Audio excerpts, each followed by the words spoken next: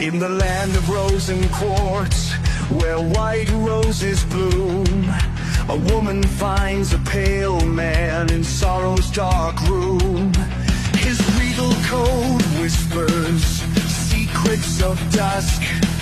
Stained red petals tell tales of the husk. Under moon